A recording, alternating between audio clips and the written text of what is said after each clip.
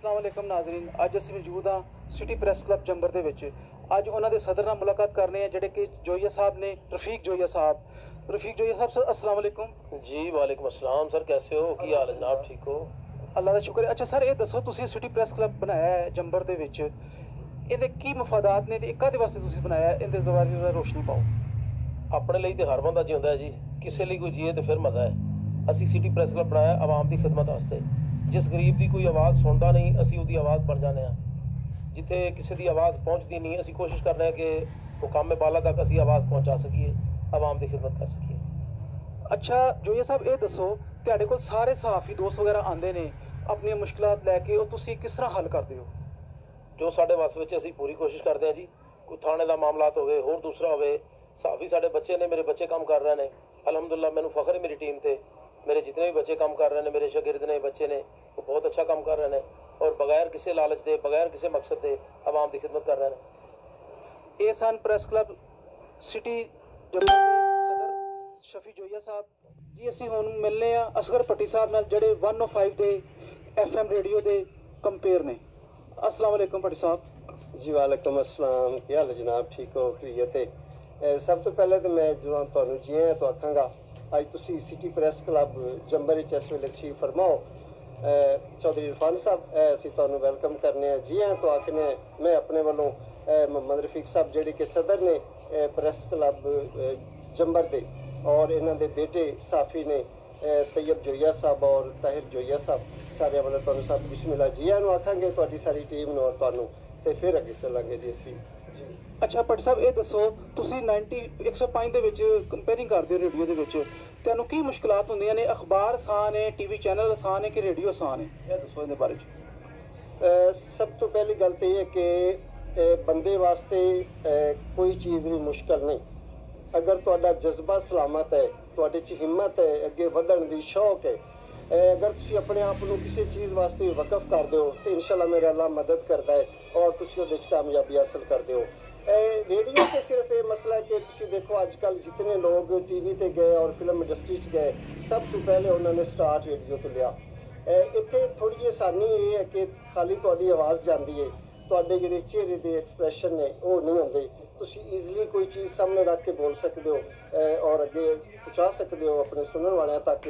और जो तुसी टीवी ते काम करते हो या फिल्म में करते हो, उदों तुहानू हर चीज़ का ख्याल रखना पैंदा है कि एक्सप्रैशन चेहरे के तुहानू भी देने पैंदे ने और तुहानू अपने अल्फाज भी अदा करने पैंदे ने और तुसी नीचे देख नहीं सकते।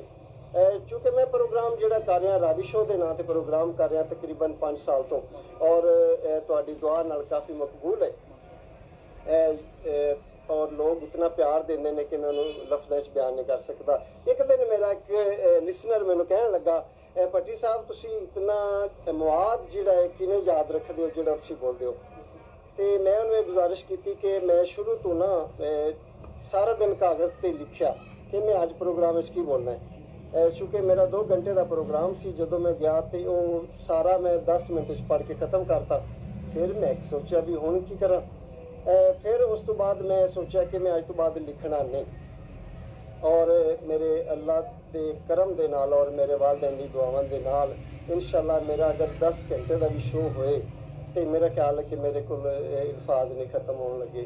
और हर कैटागरी का बंदा मैं अपने प्रोग्राम में बुलाना, जिद उलमा, खतीब, नात खां, कवाल, सिंगर, आर्टिस्ट, अदाकार, कवाल, हर कैटागरी का डॉक्टर, फोटोग्राफर, मूवी मेकर, हर बंदे नूं मैं कोशिश करना कि उन्होंने मैं अगे प्लेटफार्म पर लैके आवां। और अलहमदुलिल्लाह मैं मेरे अल्लाह के करम की गल मैं तो कहांगा कि उन्होंने नाल मैं बिल्कुल उन्होंने काम के बारे जिहड़ी भी गुफ्तगू करना इंशाअल्लाह वो मुतमईन होकर जाते हैं कि वाकई साडे शोबे नूं समझते हैं और साडे नाल गल कर रहे हैं जी। बिल्कुल। अच्छा भट्ट साहब, ये दसो ये जिहड़ा रेडियो चैनल है ये कित्थे करके मौजूद है? लाहौर च जांदे हो या इत्थे सिटी जंबर दे विच? सर पहले तो मैं रिनाला खुर्द 92 सी, उहदी साडी 5 डिस्ट्रिक्ट च नशियात जांदी सी। उहदे ते मैं तकरीबन 4 साल तो ज़्यादा अरसा काम किया और हुण मैं अजकल उकाड़ा 105 उत्थे मैं प्रोग्राम कर रहा और उहदी नशियात भी माशाअल्लाह तकरीबन इतनी है और जारी है। और मैं और प्रोग्राम वो लाइव होंदा है सर। मैं अजकल जो प्रोग्राम कर रहा वो 3 घंटे की है सर मेरी ਨਸ਼ਰੀਆਤ ਜਿਹੜੀ ਲਾਈਵ ਜਾਂਦੀ ਉਹਦੇ ਵਿੱਚ ਅਸੀਂ ਲਿਸਨਰ ਦੀ ਕਾਲ ਲੈਂਦੇ ਹਾਂ, ਉਹਨਾਂ ਦੀ ਫਰਮਾਇਸ਼ ਦੇ ਗੀਤ। ਔਰ ਮੇਰੀ ਕੋਸ਼ਿਸ਼ ਹੁੰਦੀ ਕਿ ਮੈਂ ਹਮੇਸ਼ਾ ਦੇਖੋ ਤੁਸੀਂ ਇੰਜੋਏ ਤਾਂ ਕਰਨਾ ਹੈ, ਲੇਕਿਨ ਮੈਂ ਮੈਸੇਜ ਦੇ ਕੇ ਜਾਣਾ ਲੋਕਾਂ ਨੂੰ। मैं जितनी गुफ्तगू करना इंशाल्लाह ਉਹਦੇ 'ਚ ਲੋਕਾਂ ਨੂੰ ਕੋਈ ਨਾ ਕੋਈ ਮੈਸੇਜ ਜਾਂਦਾ ਹੈ, ਕੋਈ ਨਾ ਕੋਈ ਨਸੀਹਤ ਮੂਜ਼ ਮੇਰੀਆਂ ਗੱਲਾਂ ਹੁੰਦੀਆਂ ਨੇ। ਔਰ ਸ਼ੁਕਰ ਹੈ ਅੱਲਾ ਦਾ ਕਿ ਲੋਕ ਉਹਨਾਂ ਨੂੰ ਪਸੰਦ ਵੀ ਕਰਦੇ ਨੇ ਔਰ ਮੇਰੀ ਹੌਸਲਾ ਅਫਜ਼ਾਈ ਕਰਦੇ ਨੇ, ਤੇ ਬਸ ਕੰਮ ਚੱਲਿਆ ਜਾ ਰਿਹਾ ਤੁਹਾਡੀ ਦੁਆ ਨਾਲ ਜੀ। ਜੀ ਬਹੁਤ ਸ਼ੁਕਰੀਆ ਤੁਹਾਡੇ ਕੀਮਤੀ ਟਾਈਮ ਦਾ। ਅਸੀਂ ਸਪੈਸ਼ਲ ਤੁਹਾਡੀ ਦਾਵਤ ਤੇ ਲਾਹੌਰੋਂ ਆਏ ਸੀ ਪ੍ਰੈਸ ਕਲੱਬ ਤੁਹਾਡਾ ਦੇਖਣ ਵਾਸਤੇ, ਸਾਨੂੰ ਬਹੁਤ ਮਜ਼ਾ ਆਇਆ।